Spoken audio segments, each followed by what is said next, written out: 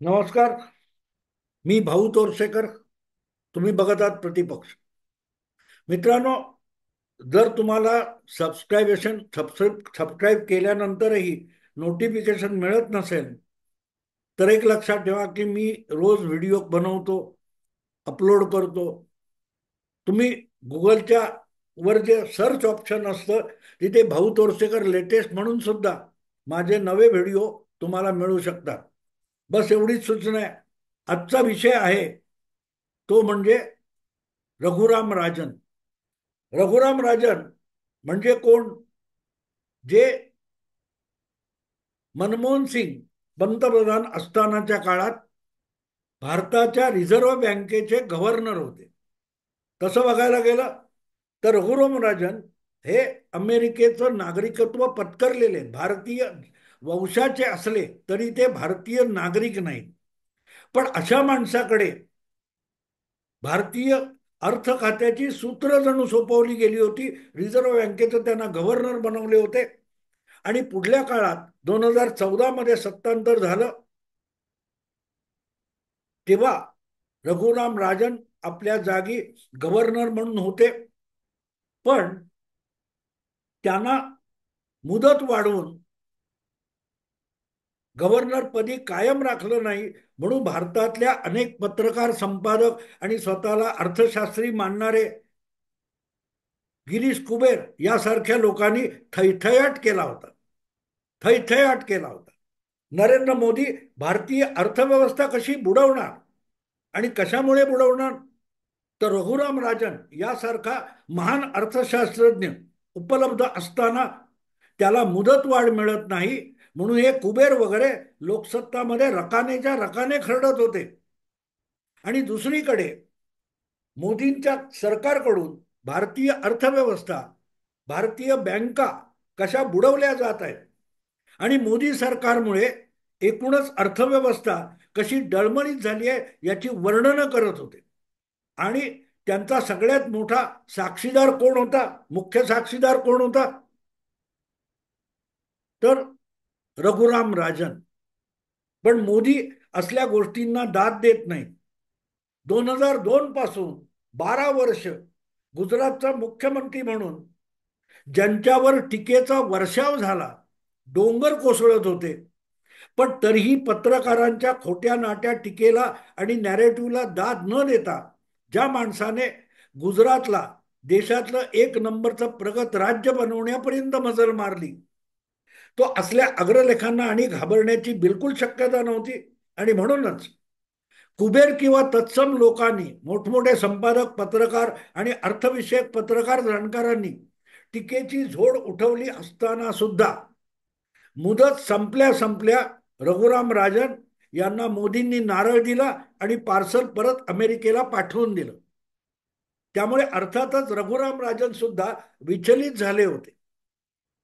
सोनिया गांधींच्या कृपेने आणि मनमोहन सिंग यांच्या निर्णयामुळे रघुराम राजन हे भारताच्या रिझर्व्ह बँकेचे गव्हर्नर झाले होते आणि त्यांनी भारतीय बँका, भारतीय अर्थव्यवस्था पूर्णपणे पोकळ करून, पोखरून काढायला एक प्रकारे सगळ्या कारस्थानांना मदत केलेली होती. पण आपल्याला पद मिळालं नाही, आपलं पद कायम झालं नाही आणि भविष्यात आपण भारताचे अर्थमंत्री होऊ हे जे त्यांचं स्वप्न होतं ते पूर्ण झालं नाही. आणि एवढी सगळी इकोसिस्टीम आपला उदो उदो करत असताना मोदी आपल्याला दाद देत नाहीत, म्हणून चिडलेले रघुराम राजन पुढल्या काळात मोदी विरोधामध्ये गरळ ओकत फिरत होते. गरळ ओकत. आता अचानक 10 वर्षानंतर त्याच रघुराम राजन यांना अचानक साक्षात्कार झालेला आहे की आपण भारताच्या रिझर्व्ह बँकेचे गव्हर्नर असताना जे काही अर्थव्यवहार तत्कालीन युपीए सरकार, सोनिया गांधी, मनमोहन सिंग सरकार करत होतं, त्यांनीच भारतीय अर्थव्यवस्था डबघाईला नेलेली होती. भारताचं आर्थिक दिवाळखोरपण हे युपीएमुळे झालं. ज्या बड्या बड्या कंपन्यांना, कॉर्पोरेट्सना घेतलेली बँकांची कर्ज फेडता येत नव्हती, त्यांना अधिकाधिक कर्ज देऊन भारतीय बँकांना दिवाळखोरीत नेण्याचं पाप काँग्रेस आणि युपीए सरकारने केलं, अशी साक्ष आता रघुराम राजन देत आहेत. आणि कोण आहेत रघुराम राजन?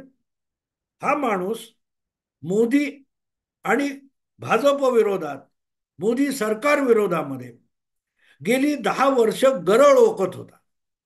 आणि त्यांनी टाकलेले उलटी टाकून खरकट जे पडलेलं असतं उष्ट खरकट, ते उचलून इथले संपादक अग्रलेख लिहित होते.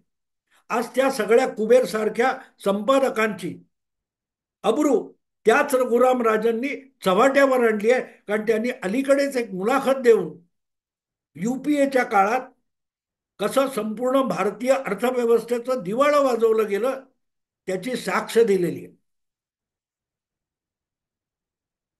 विजय मल्ल्या,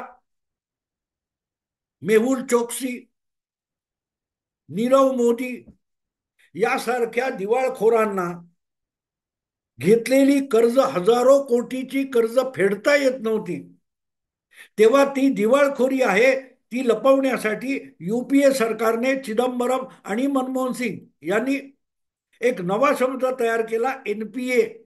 एनपीए म्हणजे नॉन परफॉर्मिंग ॲसेट्स. म्हणजे त्याला काय ती मूल्यवान संपत्ती म्हणायची, पण मूल्यवान संपत्ती जी निकामी आहे, जी काही काम करू शकत नाही, जी संपत्ती नवा काही उत्पादन फायदा निर्माण करू शकत नाही, त्याला नाव काय दिलं? दिवाळं वाजले. पण दिवाळ्याला काय म्हणायचं? Non performing assets. काम न करणारा मजूर. आपण म्हटलं ना, एखाद्या घरामध्ये एक गडी ठेवलाय आणि तो काही काम करत नाही, खायला फार आणि धरणीला भार, ही जी मराठी उक्ती आहे, अशी उक्ती ज्या अर्थकारणाला लागू होते ते अर्थकारण मनमोहन सिंग आणि चिदंबरम राबवत होते. आणि त्याला निमूटपणे होकार भरण्याचं काम खुद्द रघुराम राजन रिझर्व्ह बँकेचे गव्हर्नर म्हणून करत होते. ही साक्ष आत्ता त्यांनी दिलेली आहे. आणि व्यवस्थित मीमांसा केली की युपीए सरकार, मनमोहन सिंग सरकार, सोनिया गांधींच्या इशाऱ्यावर चालणारं सरकार म्हणजे फक्त करप्शन, भ्रष्टाचार होता. कुठलंही निर्णय घ्यायचा, कुठलंही धोरण ठरवायचं आणि त्या धोरणाच्या अंमलबजावणीमध्ये नको नको तितके अडथळे निर्माण करायचे. एखादा योजना ठरवायची, एखादा प्रकल्प ठरवायचा आणि मग त्या प्रकल्पाच्या बारीक बारीक गोष्टींना परवाने देताना, मान्यता देताना अडचणी निर्माण करायच्या आणि तो प्रकल्प लांबवत न्यायचा, जेणेकरून त्या प्रकल्पासाठी घेतलेली संबंधित कंपन्या, ठेकेदारांनी कर्ज असतात त्यावरचं व्याज वाढत जातं, देणं थकत जातं आणि बँका बुडीत होतात, कंपन्या बुडीत होतात. ज्याला त्या काळामध्ये आणखीन एक शब्द, पॉलिसी पॅरालिसिस, म्हणजे धोरण लकवा. म्हणजे निर्णय घ्यायचा, धोरण ठरवायचं, पण त्याची अंमलबजावणी करायची वेळ आली की यांच्या हातापायाला, शरीराला, सरकारला लखवा मारला जायचा. आणि त्यामुळे ज्या ज्या कंपन्या, बड्या कंपन्या, छोट्या कंपन्या, ठेकेदार कंपन्या, व्यावसायिक कंपन्या सरकारकडून वेगवेगळी परवानगी मागत असली की त्यामध्ये अडवणूक करायची. यातलं सगळ्यात सुंदर उदाहरण देतो. हे जे काही आज तुमचे रघुराम राजन सांगतायत, जयंती नटराजन नावाच्या एक मंत्री होत्या, ज्यांच्या 4 पिढ्या काँग्रेसमध्ये होत्या. त्या मनमोहन सिंग सरकारमध्ये मंत्री होत्या आणि पर्यावरण मंत्री होत्या. राहुल गांधी यांना मोठा नेता, बुद्धिमान नेता म्हणून पेश करायचं, तर चेंबर ऑफ कॉमर्स नावाच्या संस्थेने राहुल गांधींना व्याख्यान देण्यासाठी बोलवावं, मार्गदर्शनासाठी बोलवावं म्हणून आग्रह धरण्यात आला. तर त्या चेंबर ऑफ कॉमर्स संस्थेने सांगितलं की अनेक कंपन्यांची नाकेबंदी करून ठेवली आहे तुमच्या सरकारने, तर ती नाकेबंदी उठवणार तुम्ही नसाल तर आम्ही तुम्हाला बोलवायचं कशाला?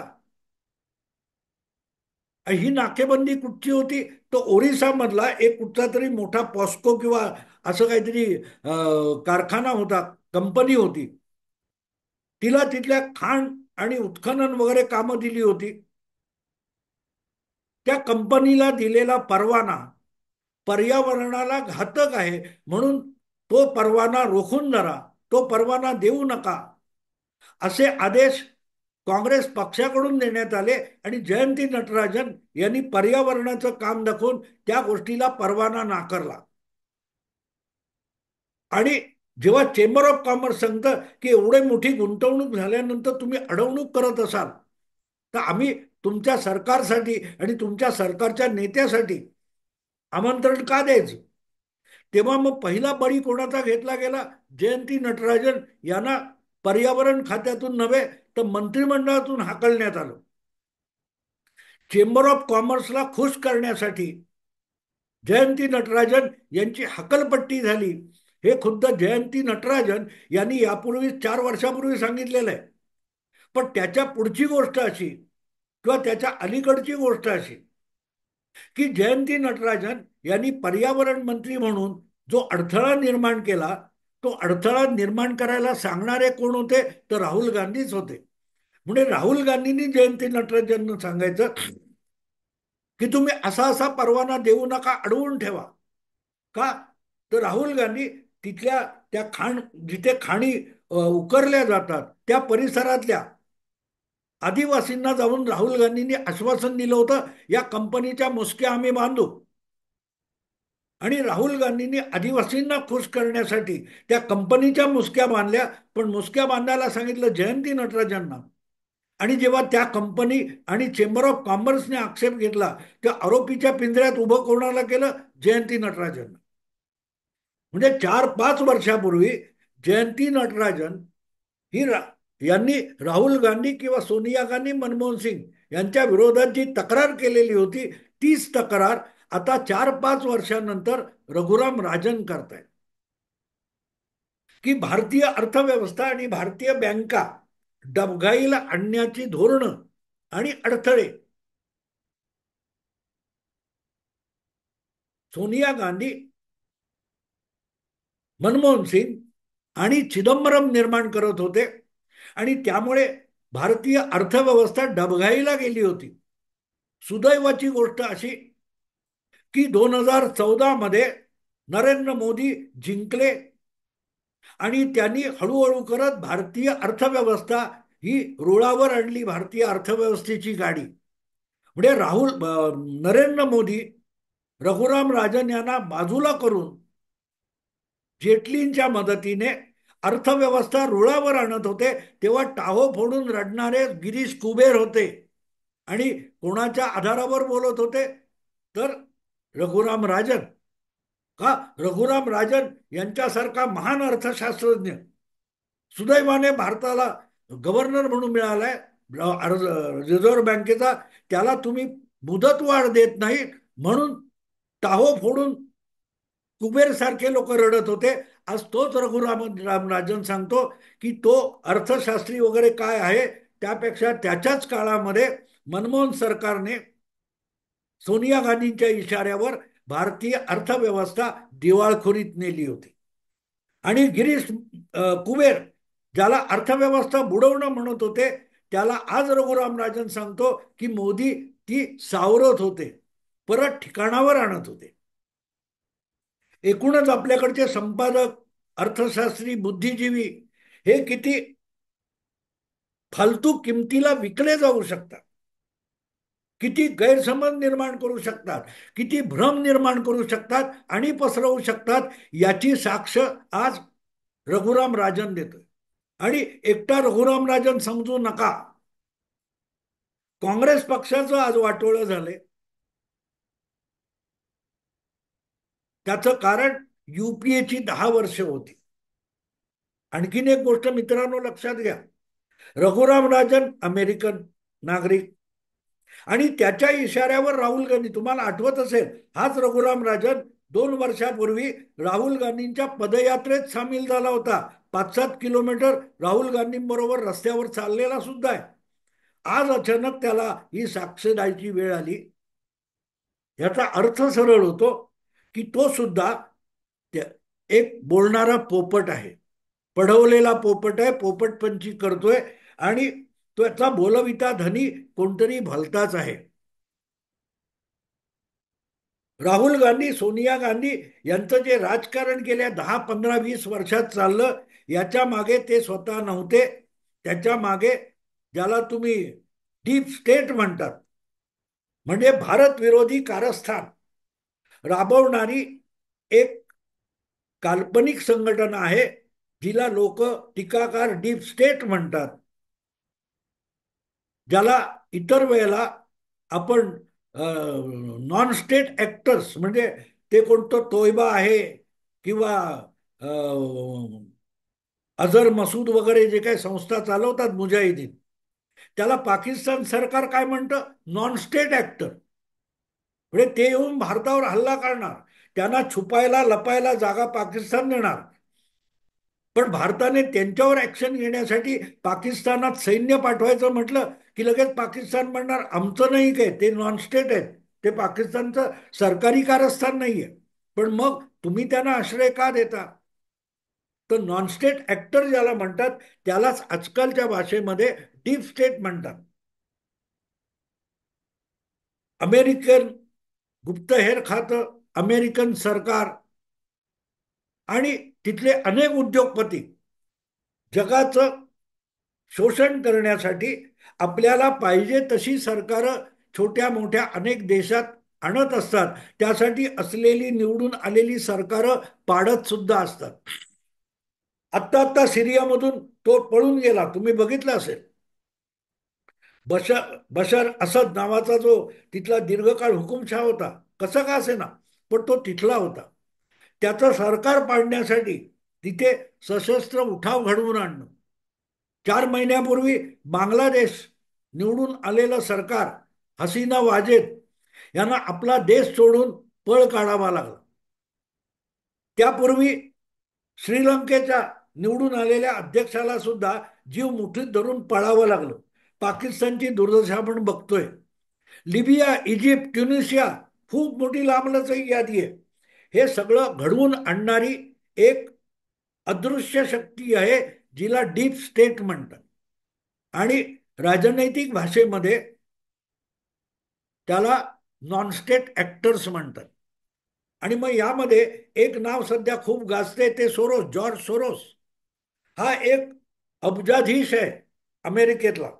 आणि तो उघडपणे सांगतो की मोदी सरकार सत्ता भ्रष्ट करण्यासाठी मी इतके अब्जावधी डॉलर्स खर्च करायला तयार आहे. तेव्हा सोरोस हा बोलविता धनी आहे. आणि बोलणारे पोपट जे असतात ते, हे कोणी आता रघुराम राजन बोलत असेल किंवा कधी अंधश्रद्धा निर्मूलन समितीच्या नावाने बोललं जाईल, वेगवेगळ्या एनजीओ नावाच्या संस्था आहेत, वेगवेगळे काय म्हणतात ते मीडिया हाऊसेस आहेत, यांना सुद्धा सोरोसने 4 पैसे टाकून नाचवत असतो. मोदी विरोधामध्ये दीर्घकाळ जी मीडियातून मोहीम चालवली गेली, त्याचा सुद्धा सूत्रधार हा सोरोसच होता किंवा डीप स्टेट. भाजपला मोदी सत्तेवर आणू शकतात हे कळण्याच्या 8-10 वर्ष आधी या डीप स्टेटला, अमेरिकेच्या गुप्तचर खात्याला कळलेलं होतं, अंदाज आलेला होता, कदाचित उद्या मोदी हा भारताचा राष्ट्रप्रमुख होऊ शकतो, पंतप्रधान होऊ शकतो, त्याच्याकडे ते पोटेन्शियल आहे. भाजप आणि RSS यांचं संघटन अधिक मोदी सारखं अत्यंत कठोर आणि ताठर नेतृत्व हे भारताला जगाची महाशक्ती बनवू शकते. तेव्हा भारताला महाशक्ती होण्यापासून रोखायचं असेल तर मोदीला आत्तापासून खच्ची करा. ही मोहीम 17-18 वर्षापूर्वी गुजरातच्या दंगलीनंतर सुरू झाली. मोदींना, अरे गुजरात सारख्या शेकडो दंगली भारतात झालेल्या आहेत, पण म्हणून तिथल्या मुख्यमंत्र्याला मौत का सौदागर असं कोणी म्हटलं नव्हतं. इंदिरा हत्येनंतर दिल्लीमध्ये 3-4 हजार शिखांची कत्तल झाली, म्हणून राजीव गांधींना कोणी मौत का सौदागर म्हटलं नाही. पण गुजरातच्या दंगलीनंतर मोदींना मौत का सौदागर म्हटलं गेलं आणि बदनाम करण्याचा प्रयत्न झाला. कारण त्याची सगळी सूत्र देशाच्या सीमेबाहेर डीप स्टेट नाव किंवा काय सोरोस वगैरे म्हणतात अशा लोकांनी तयार केलेलं होतं. पण आता बहुतेक सोरोस असो किंवा तुमचा डीप स्टेट असो, त्यांच्याही लक्षात आलं असेल की मोदीला हलवणं एवढं सोपं नाही. हळूहळू करत मोदी आता सोरोस आणि डीप स्टेटच्या मागे सुद्धा हात धुवून लागलेला आहे. जो मोदी फार न बोलता, कठोर शब्दात न बोलता कॅनडाचा अध्यक्ष किंवा पंतप्रधान जस्टिन ट्रुडोला धुळझाण त्याची करू शकतो, ट्रम्पलाही निवडून यायला मोदी मदत करू शकतो, भारताविरुद्ध उचापती करणाऱ्या बांगलादेश किंवा श्रीलंका किंवा पाकिस्तान, मालदीव अशा देशांना वठणीवर आणू शकतो. तो मोदी आणि मोदीच्या हाताशी असलेली यंत्रणा असल्या अपप्रचाराने संपवता येणार नाही, हे लक्षात आल्यामुळे त्यांनी जे हे बगलबच्चे तयार केलेले होते, रघुराम राजन किंवा मणिशंकर अय्यर वगैरे, यांना आता हळूहळू सोरोस आणि त्याच्या गँगने, डीप स्टेटने वाऱ्यावर सोडून दिलेले दिसते. आणि म्हणून रघुराम राजनच्या भरोशावर आपलं अर्थशास्त्रीय अर्धवट ज्ञान विविध संपादकीयातून रंगवणारे गिरीश कुबेर सारखे जे संपादक होते, त्यांच्या अब्रूची लक्तरं व्हायला लागली. आणि ती अब्रूची लक्तरं रघुराम राजन सारखा माणूस करतोय. रघुराम राजन आपल्या चुका कबूल करत नाहीये. तो सगळं खापर सोनिया गांधी, मनमोहन सिंग यांच्या डोक्यावर फोडतोय. पण त्यामुळे गिरीश कुबेर यांच्यासारख्या बुद्धिमंतांची अब्रू लक्तर होऊन जगाच्या वेशीसमोर टांगली जाते, ही वस्तुस्थिती आहे. मित्रांनो, लक्षात ते घेतलं पाहिजे. अधिक काय बोलू, जसं घडेल तेव्हा सांगता येईल. पण एक गोष्ट सोपी आहे की सोरोस आणि डीप स्टेट अशा लोकांना हळूहळू मोदी काय चीज आहे याचा साक्षात्कार व्हायला लागलाय. म्हणून त्यांनी हे जे उधारीचे गोळा केलेले पोपटपंची करणारे पोपट बुद्धिजीवी होते, त्यांना वाऱ्यावर सोडायला सुरुवात केली आहे. त्यांना बेवारस करून टाकलेलं आहे, एवढाच त्याचा अर्थ होतो. आत्ता थांबतो. आवडलं लाईक करा, शेअर करा आणि प्रतिपक्षाला सबस्क्राईब करा. नमस्कार.